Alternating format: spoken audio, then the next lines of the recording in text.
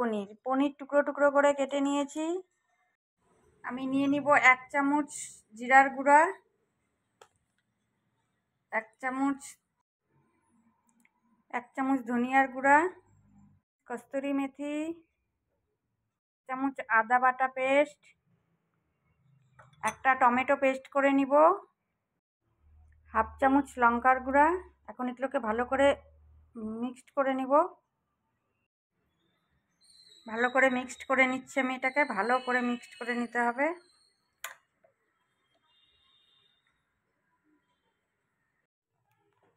পনিরটা ভেজে নিব হালকা করে। আমি একটু ঘি দিয়ে দিচ্ছি 2 চামচের মতন। আমি ঘি দিয়ে পনিরটা দিয়ে দিয়েছি, ভেজে নিচ্ছি। এটা ভেজে নেব নিচ্ছি।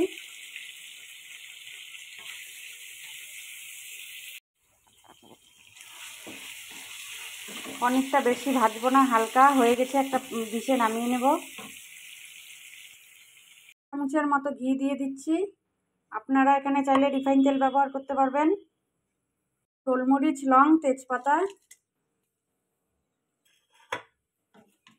হালকা করে একটু নেড়ে চেড়ে নেব।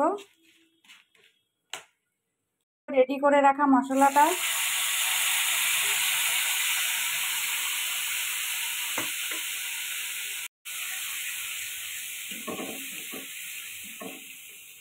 পরিমাণ মতো লবণ দিব, একটা টমেটো পেস্ট করে রেখেছিলাম,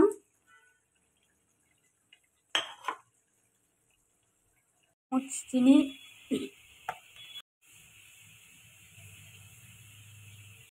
কাঁচা লঙ্কা। আপনারা চাইলে এটাকে স্কিপ করে যেতে পারেন।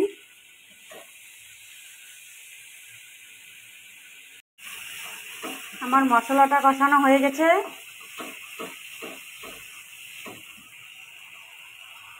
এখানে এখন দুধ দিয়ে দিচ্ছি। আপনারা দুধের জায়গায় জল ব্যবহার করতে পারবেন।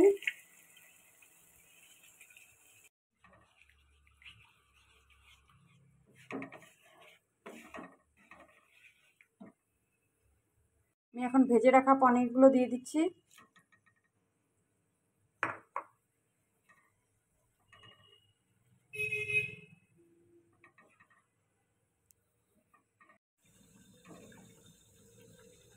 আমি দিয়ে দিব অল্প একটুখানি গরম মশলার গুঁড়ো। দই পনির আমার হয়ে গেছে, নামিয়ে নিব। আমি কিন্তু পনির রান্নাতে বেশিরভাগ হলুদ দিই না, হলুদ ছাড়াই কিন্তু কালারটা খুব ভালো আসে। আপনারাও করে দেখবেন। দই পনির রেডি হয়ে গেছে, আমি একটা ডিশে নামিয়ে নিয়েছি।